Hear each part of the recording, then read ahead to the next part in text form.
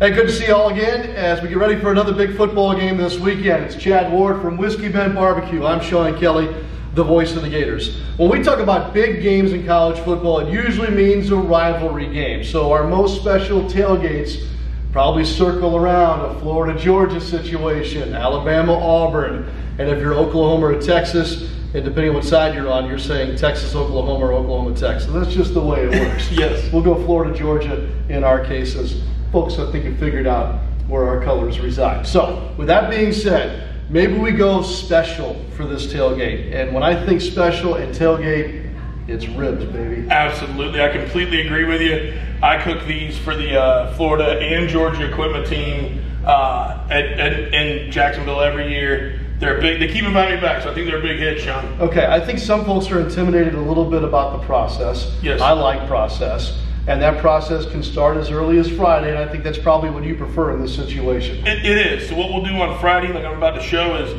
we'll get them all seasoned up. We'll get them on the grill. We'll get them cooked, and then once they go about 3 hours at 225, I like to wrap them with a little bit of butter, a little bit of agave, and a little bit of brown sugar. Okay. And then let them cook at 275 for about another 45 minutes to an hour.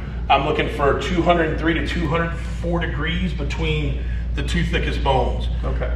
Once that's happened, I pull them off the grill. I open them all the way up, let all the steam come off of them, let them get down to about 120, 130 degrees, foil them back up, put them in your fridge, make sure you load them in the cooler the next day. All right, so that's A to B. Let's get back to A here for a moment. Yes, sir. Chad, it did not come out of the package looking like that. They did not. So we trimmed these up, we pulled the membrane. If anybody needs a tutorial on that, they can go over to the Whiskey Bent BBQ YouTube channel, and we've got a full St. Louis rib tutorial. So let's get these seasoned up. One thing I learned in my competition days is you always want to light seasoning in the back.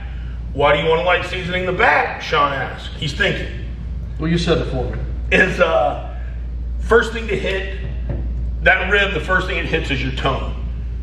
So tongue being on the bottom of the rib, you want to have a little season there to wake up those taste buds. Not too much, but just enough to wake those flavors up. And then we'll come back over the top here. We go a little heavier on top. I'm not using any kind of binder.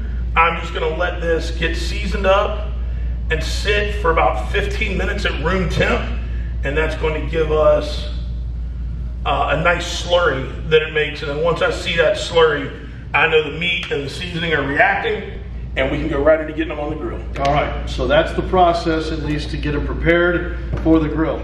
All right, this rack's been on for about three and a half hours. Chad, time to wrap. Yes, sir. So we're gonna take about a quarter stick of butter, just spread that across the bottom here, a little bit of brown sugar. What the butter's gonna do is it's kind of like the French say, you know, cooking a little confit, and then we're just gonna add a little sweet.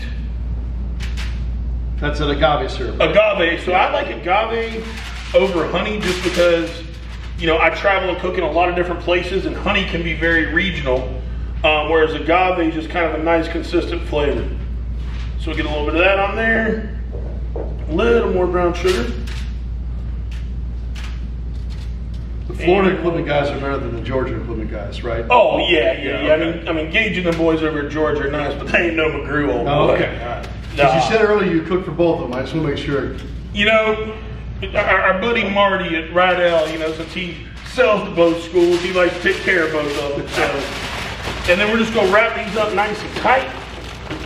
And these are going to go back on the grill at 275 for about 45 minutes to an hour. We're looking for 203 to 204 between those two thickest bones. Okay, and you can run your thermal pen right through that flow. No problem. Yes, sir. Just make sure you're not hitting bones. You get a false reading. All right. Next time you take a look at the two of us, you're gonna get the finished rack of ribs.